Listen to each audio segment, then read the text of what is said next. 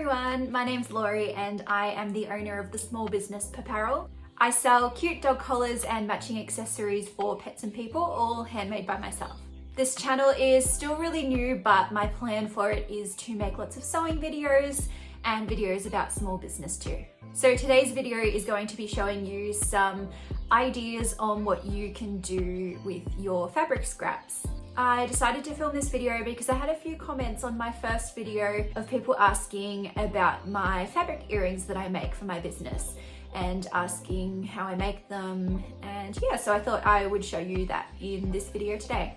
In this video, I will also show you how to make some really cute scrunchies with scrap fabric and a tote bag too. In my business, I'm always looking for ways to help reduce my fabric wastage. I think it's really important to be conscious that I'm not creating extra unnecessary waste. From when I first started my business, I was really conscious that I didn't want to have any plastics in my packaging, and I've been able to avoid this. I'm starting to move towards using more eco-friendly fabrics as well, which is so much better for the environment. And I'm constantly trying to implement new products as well that do use up those scrap pieces of fabric. I have a few other ideas which will hopefully be coming soon to try and make my business a little bit more sustainable and just be a little bit friendlier on the environment.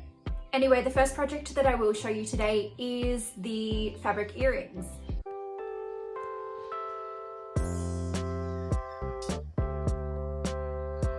The earrings are a great little scrap busting project as you only need a very small piece of fabric, about 10 centimeters by 5 centimeters, and that will make you a pair of earrings. So this here is an example of a pair of earrings that I've made recently. And yeah, so they're a really cute button style of earring. What you'll need to be able to make a pair of these earrings is a fabric button earring kit, and you can purchase these online. I believe I purchased mine from a business called Lady Bee, and they're based in Tasmania in Australia. When I'm cutting the fabric for my dog collars and leashes and other accessories in my business, I have a little drawer under my cutting table that I place all the offcuts of the extra fabric into. So this is currently the amount of scraps I've got. So I have a lot here. I keep them all in color order by design, just so that it's nice and organized, so that if I am making something for the business, I can reach in here and see what scraps I've got to try and use those up. As you can see, there's a lot here, and this is why I am trying to find products to make with my scraps, because I would hate for all of this fabric to just go to waste and end up in landfill. This basket really is starting to get a little bit full, so I'm kind of keen to start using some of this up and do a few fun little projects with this. Obviously, as you can see, my scraps are all quite bright and colorful, and that's just because the fabric that I use to sew with for my business is nice and bright and colorful. But the thing I like about these scrap accessories is that when you're making it yourself, you're obviously already going to have scraps from fabrics that you like, because they're scraps that you've used in your project. So maybe, say if you've made a dress, you might have, you know, leftover scraps from that, and then you can make yourself some little matching accessories. The thing I really like about sewing with scraps is that it sort of reflects what you like and the designs that you like. I'm really drawn to bright colors, so of course, yeah, all my scraps are really bright and colorful. So I also have this second tub of scraps, and these scraps here I keep in a separate tub because they are big enough that I can make some of my other existing products with. You know, they're big enough to make a collar out of or a bow. I keep those separate, and I know I can reach from here if someone orders a product or I'm making some market stock. Yeah.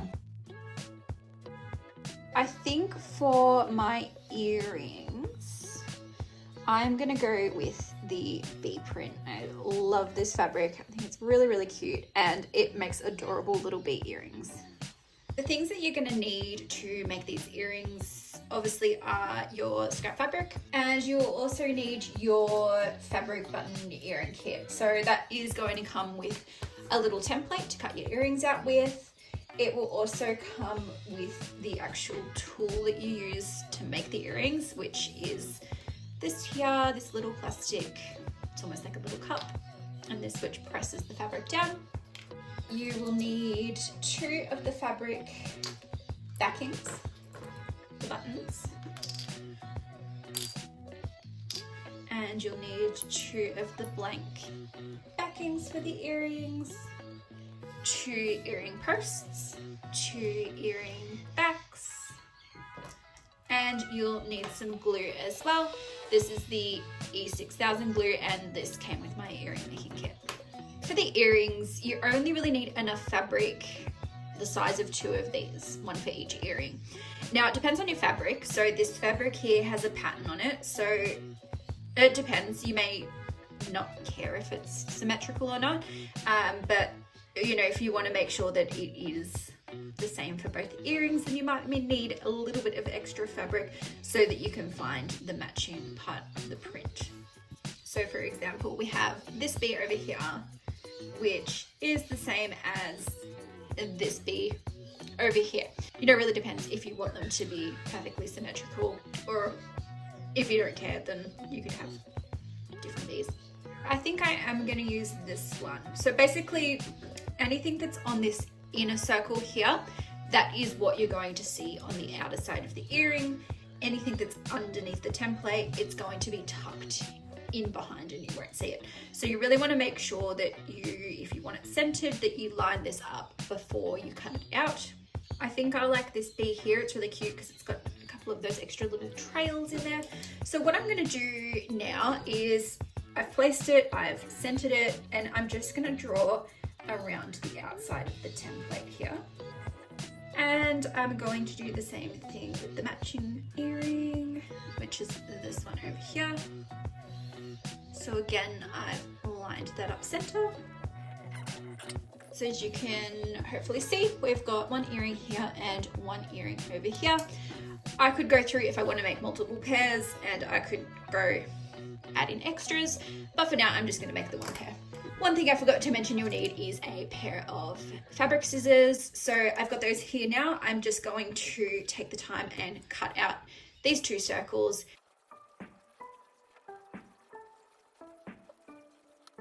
Perfect. So I'm going to put this back into my scrap basket because I know I can make some more earrings out of this. So we now have our 2 circles of fabric that are ready to be turned into earrings.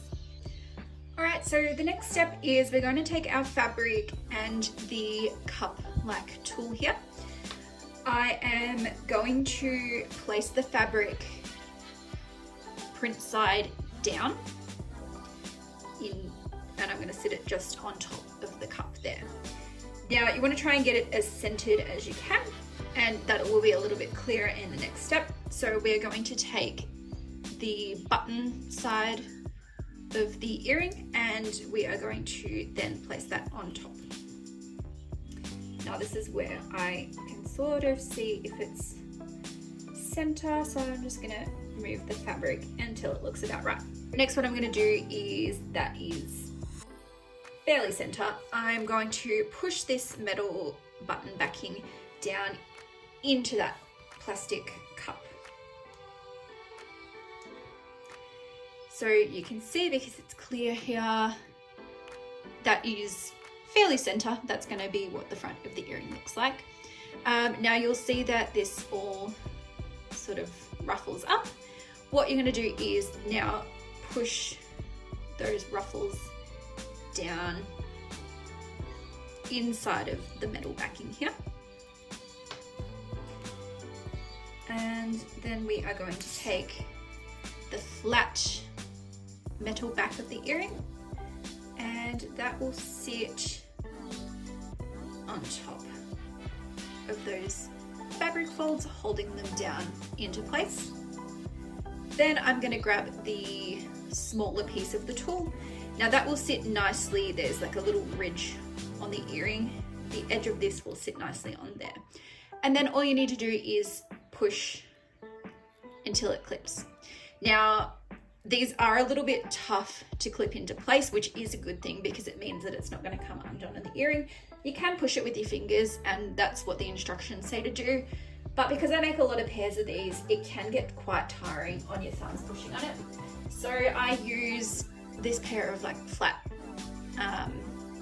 pliers. They've got a little bit of rubber on them, which helps protect it. So I push down on one side and clamp it, and it just pops into place like that. So then I can remove that part of the tool, and this is a soft plastic, so I can push on this and the earring will pop out. So there is our earring button. I'm just going to quickly make the other one.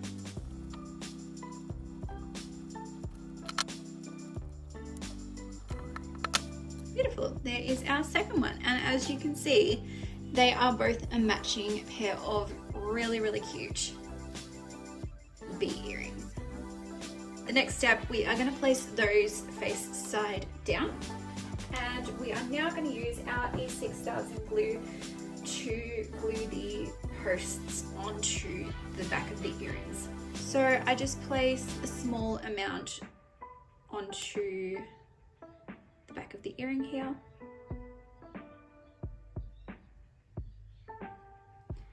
And then I line that up with the center back of this earring and just give it a little bit of a push down. And then I am going to let those sit. I'm going to leave them upside down for 24 hours just so that that glue can really dry so that it doesn't move around.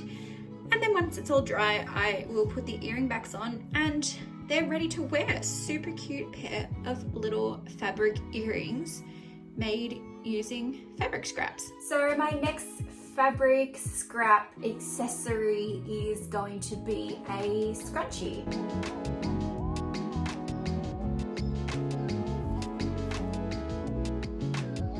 Now, normally with my scraps, I don't have enough in one piece to make a whole scrunchie. So what I'm going to do is I'm going to find a few cute coordinating fabrics and I'm going to sew them together to create a strip long enough to make a scrunchie from. I'm thinking I might go with a bit of a blue theme for my scrunchie.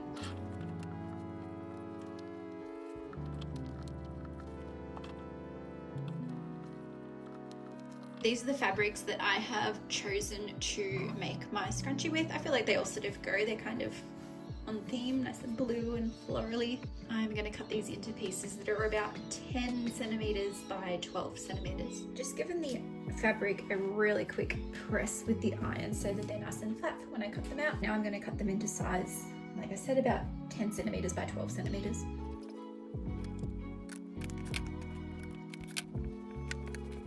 This one's a little bit small, it's about 10 by 11, but that's okay, that'll still work.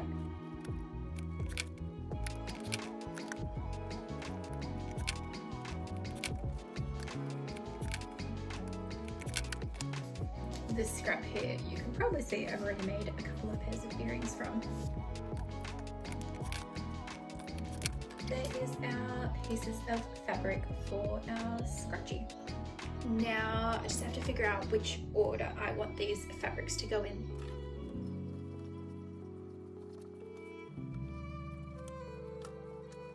I've got my fabric all lined up now. And what I'm going to do is I'm going to take the first piece here and I'm going to place it right sides together on the next piece.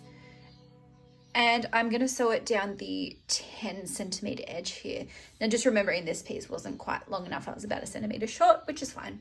But yeah, just make sure to sew down the 10 centimeter side here. Now you could use pins here if you want, but I'm not going to worry about it.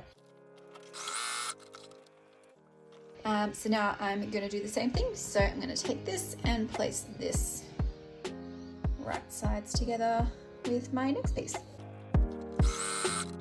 Okay, same thing for the next one.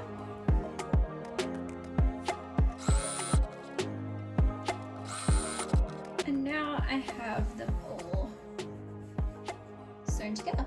I have my 5 pieces all sewn together. Your piece should now be approximately about 10 centimeters by roughly 50 centimeters or so, just depending on the seam allowance that you used. I used about a 1 centimeter seam allowance, but it doesn't really matter too much. So what I'm going to do now is I'm going to take this over to my ironing board and I'm just going to press these seams down flat.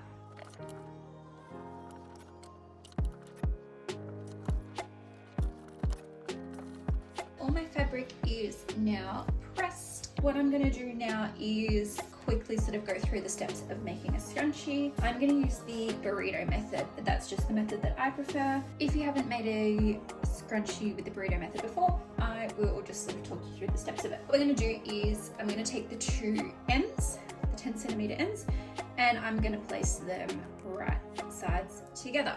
So I've just folded that in half, and I am going to sew just straight across there. So now I've sewn them together, and that has created a loop of fabric. Our next step for creating the burrito method scrunchie. I've currently got the loop still sitting right sides together, and I'm going to start at this end. So I'm going to take the top part of the fabric and I'm going to sort of pinch that together. Now I want to make sure that that bottom part of the fabric is sitting nice and flat. I'm just bringing that top part together. After I pinch that together, I am going to take the outside parts. Now I'm going to go from that seam between the two fabrics here, and I want to join that up with the other side. Hopefully you can see that clearly.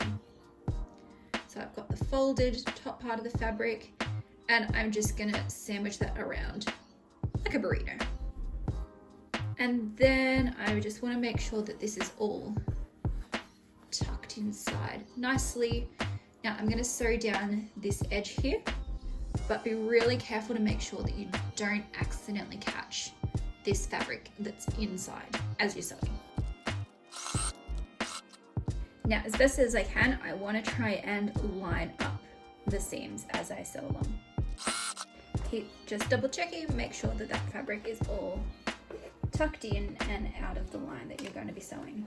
So as I come up to the end of the piece of fabric here, I want to just turn my wheel so that my needle is down in the fabric. I'm going to lift up my presser foot, and then this is nice and secure, it's not going to move anywhere.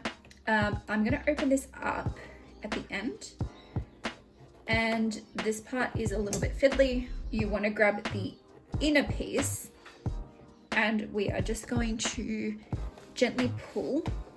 Now that's going to pull it in from this end as it comes out the other end here. So I like to just have a bit of a hand on the back, on the outside piece, as I help pull and guide this front inner piece through. Again, now I'm going to take the outer pieces and I'm going to just tuck it in like the burrito. And we're going to continue sewing. Make sure that's all tucked out of the way, lining up those seams, and we're good to go. Again, one more time, we need to pull it through just a little bit more as I'm approaching the end. So I've got my needle down, lift my presser foot, and I'm going to pull out those parts from the middle. Now, here's where you want to pay a little bit of attention to where you started sewing. Obviously, we want to make sure we don't fully sew this closed, and I can feel just here, that's where I started. So I'm going to leave a little bit of an opening just so that I can turn this inside out. Okay, so I'm probably only going to do a few more stitches forward. I'm going to leave a little gap that's 3 centimeters. Perfect. So what I've got now is this just piece of fabric. I have the little opening here. So I'm going to reach inside that little opening, and I'm going to grab that, again, that inner piece of fabric, and pull it through to the outside. Now, as I start to pull it, you'll have a loop that you can easily grab on and continue pulling it right sides up. So now, here is the casing of the scrunchie. Now all I need to do is thread the elastic in. I have my scrunchie, I've got a piece of elastic. Now this piece of elastic is about 25 centimeters, and I have my bodkin by Clover. This just helps thread the elastic through. You could use something like a safety pin if you don't have one of these. Okay, so just find that opening of your scrunchie and place that in and thread the elastic through.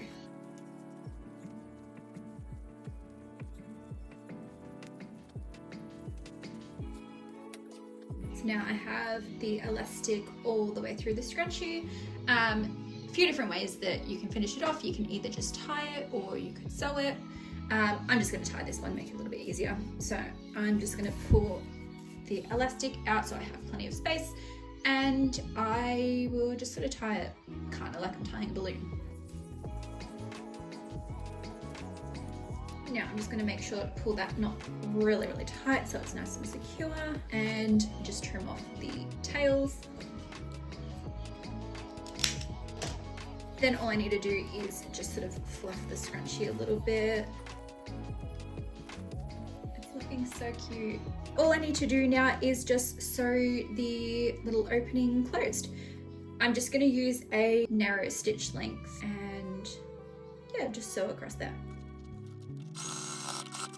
And there is our really cute little scrunchie. It's got plenty of stretch, and yeah, I think that's really cute.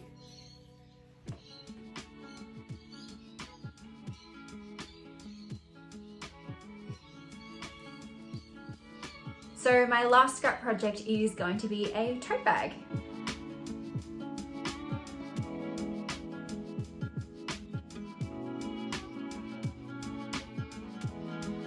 Now the tote bag that I'm going to make today, I'm probably going to use to take to markets. I think I might use just a good mix of all my colours. I want to make this bag really nice and bright. Of course you could do coordinating like we did with the scrunchie and use similar colours. But yeah, I think I want it just to be really bright, really fun, and sort of reflect the vibe of my business. So the finished measurements for my tote bag is going to be about 40 centimetres by 40 centimeters. I'm going to make each of those squares about 12 by 12 centimeters. Now for the bag, I'm going to have 4 rows of 4 squares. So 16 squares on the front and 16 squares on the back. So in total, we're going to need 32 12 by 12 squares.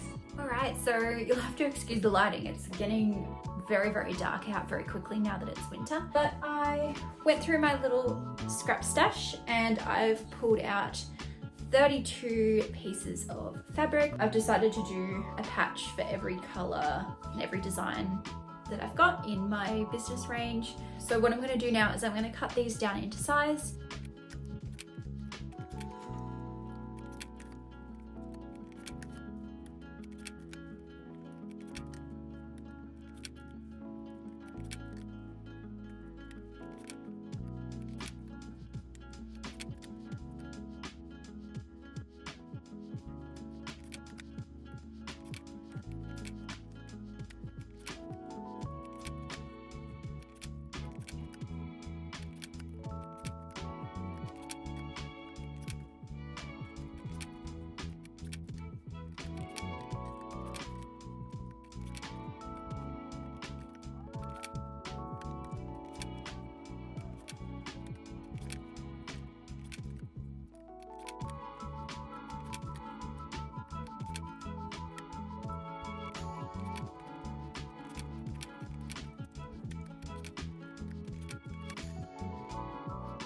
So now I'm just rotating the fabric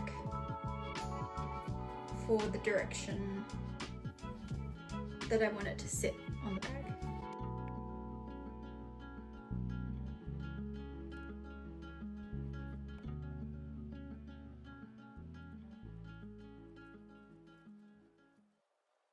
Alright, so now I'm going to sew these squares in the same fashion that I sewed the scrunchie. So in total there is going to be 8 rows of 4. So what I'm going to do, put them right sides together, sew down the seam, same thing for the next one, and we're just going to make 8 rows of 4.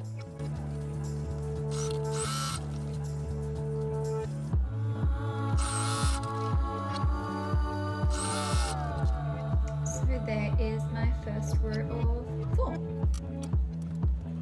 Now I'm going to do this in a way that the colours sort of zigzag down the bag.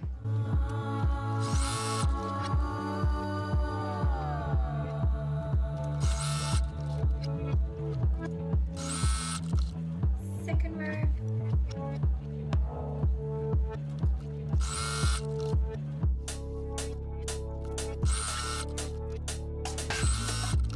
Third row.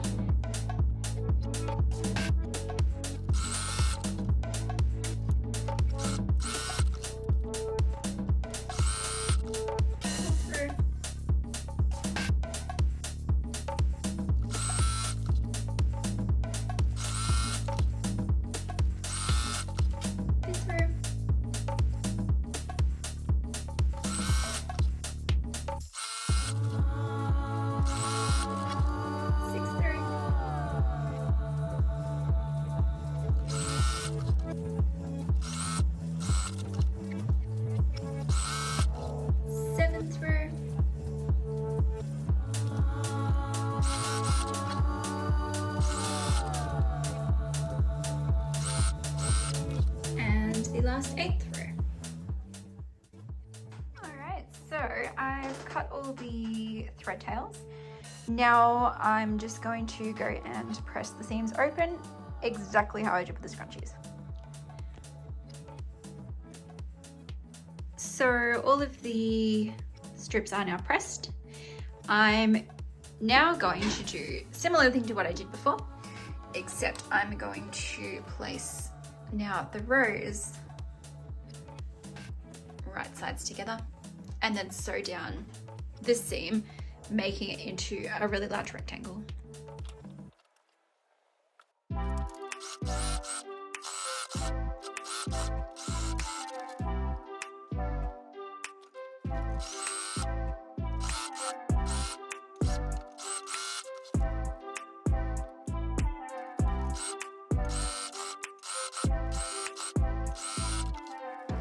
So I now have this big square. So I've done the 4 rows of 4.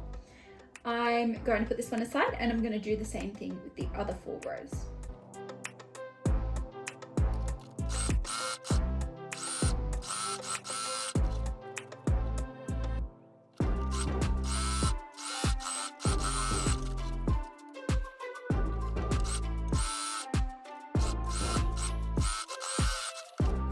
So there is my second square. Now I'm just going to do the same thing. I'm going to flip this over, take it to my ironing board and press them flat again. Alright, so now I've essentially created 2 pieces of fabric that really you could make anything with. Obviously, like I said, I'm going to make this into a tote bag, but yeah, you could do whatever you wanted with this. Now that the body of the bag is done, I'm going to move to the straps. So we're going to need 2 straps for the bag. They're going to be made up of 8 squares each. Now the squares will be the same size, so 11 by 11. So one strap will have 1 row of 8 and the second strap will have 1 row of 8. So I've gone and picked out 16 more fabrics and yeah, I'm just going to cut those into the 11 by 11 squares now.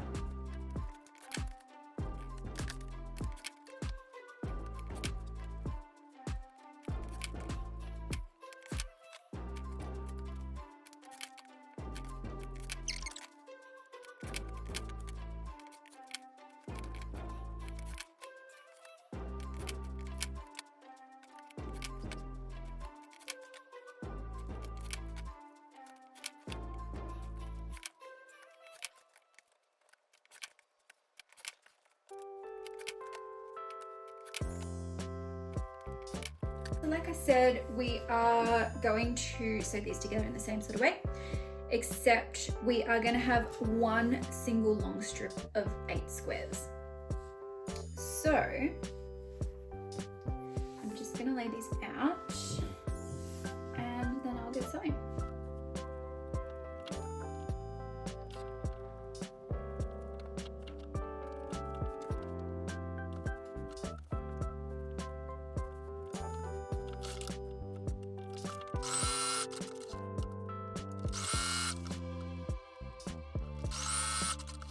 Alright, so after the 4th square on the strap, if you have a directional print, you're going to want to turn it the opposite way. So if you imagine my strap is coming up, so we want all these to be facing forward in the right direction, then my strap's going to come down on the other side of the bag. So I want to have the print facing the other way. Hopefully that sort of makes sense.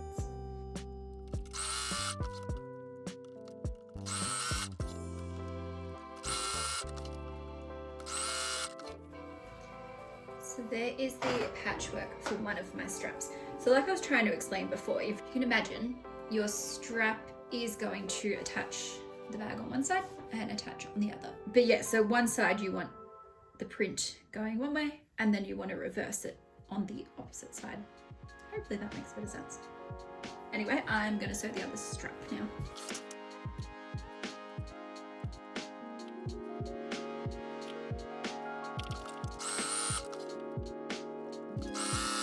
Oh no, I just realized that did not sew because I've run out of bobbin. Give me 1 sec. All right, let's try that again.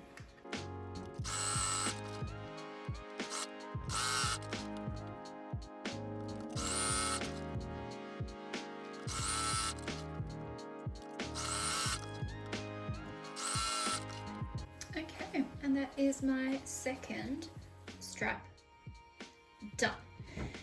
Again, I'm going to press those seams open and I will be back in a second. Perfect, so there are my 2 straps. Next up for the straps, what I'm going to do is flip it over so that you've got the right side facing down. Then I'm just going to fold the edge in about 1 centimeter or so, all the way along, and I'm just going to press that down. Then I'm going to do the same on the other edge here. I've pressed it so both sides are folded in along the long edge. Now what I'm going to do is fold this in half. I'm going to line up these edges now, and I'm going to press this whole length in half. Now I've pressed the strap in half. I'm going to do the same with the second strap now. Both straps have been pressed. Now what I'm going to do is I'm going to top stitch down either side of both of the straps. Now, a little bit difficult thread color wise because there are so many different colors in the straps, so I think I'm just going to use a white to top stitch. I think that's probably going to suit most of the fabrics, so yeah, I'll do that now.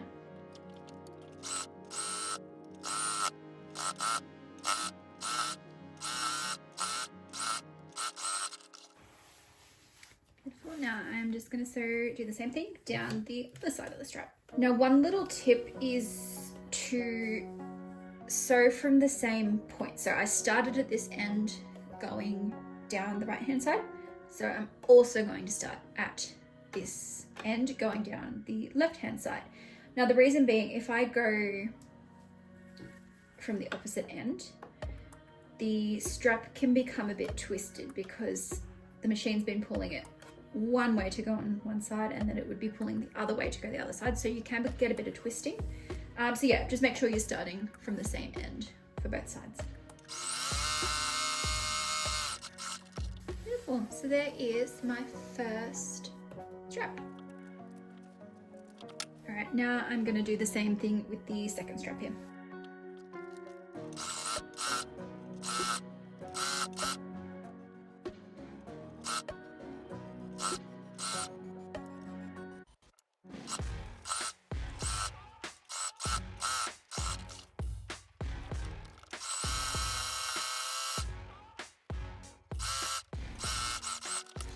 Alright, and there is my second strap.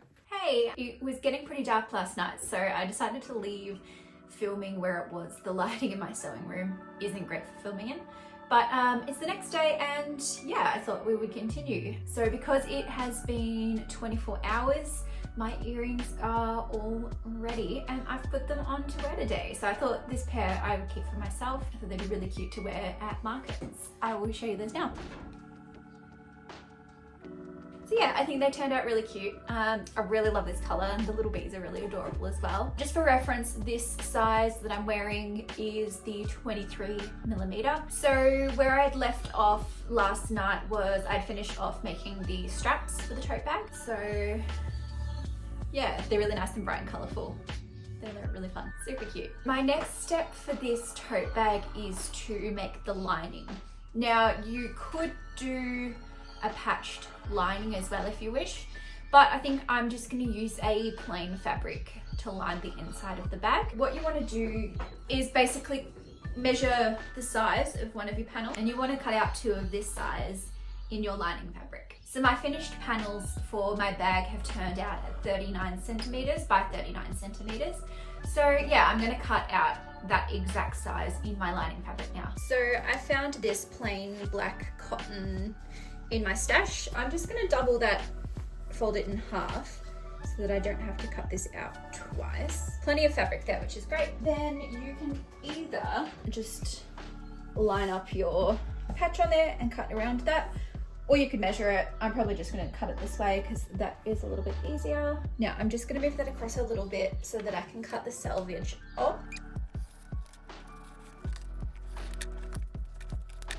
Beautiful, so I now have my 2 pieces of my lining. Now what I'm gonna do is I am going to put my 2 main bag pieces right sides together. So I'm gonna lay this one on the table facing up, and then I'm gonna turn this one facing down so that those sides match up nicely. Now what we're gonna do is sew down the edge across the bottom and up the other edge, leaving the top side of the bag open, and then I will do the exact same thing for the lining piece as well.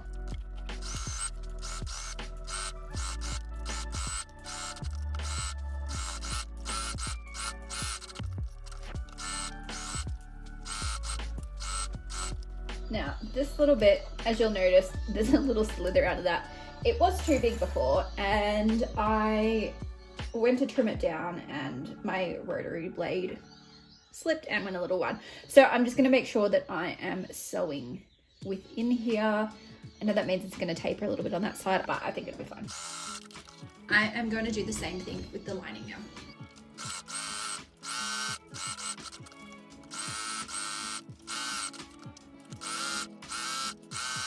Now what I need to do is turn the patched, so the outside part of the bag, inside out so that it is right side out. I'm just gonna push out those corners.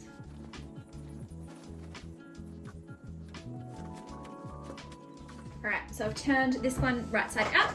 I am, however, gonna leave the lining exactly how it was as I sewed it. So I'm not gonna turn it, I'm gonna leave that the wrong way.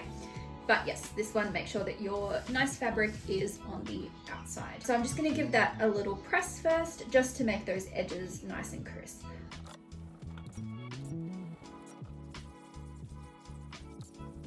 What I'm gonna do is I'm going to turn the top edge. I'm going to fold it in about 1 centimeter and press it.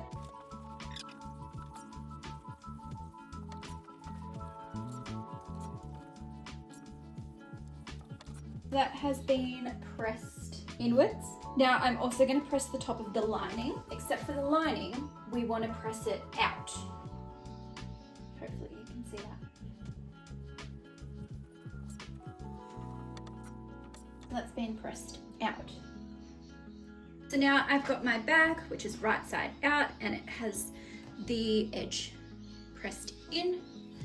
Then I've got my lining, which is inside out, with the edge pressed outwards. So what I'm going to do now is I'm going to leave them exactly the way they are, and I'm just going to put the lining inside of the bag here. Now what I'm going to do is I'm just going to put my hand inside the lining and try and push the corners right down to the corners of the bag.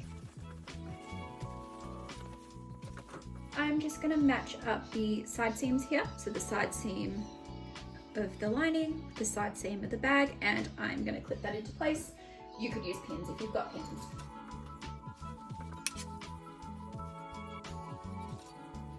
And then I'm just going to line up the top all the way around and clip that into place.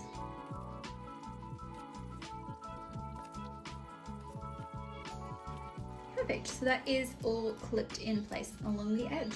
The last step that I need to do now before I sew this top closed is add the straps in. So I think I'm gonna place my straps where these seams are. Now you wanna sort of sandwich it in between your 2 layers there. Now I'm gonna use a pin here just because it's a little bit easier to hold it in place. And so just make sure when you're pinning that down that you're going through the outer fabric and the lining as well. So you want that right in between the 2 layers.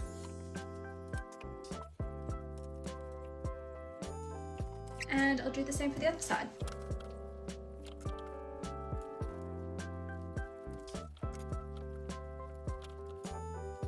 Both of the straps are pinned in place. I'm now just going to sew all the way around the opening of the bag. All right, so I'm just gonna start sewing at the side seam just to make it nice and easy. Now, as we approach the strap, you just want to make sure that it is in far enough so that it catches between the lining and the outer fabric.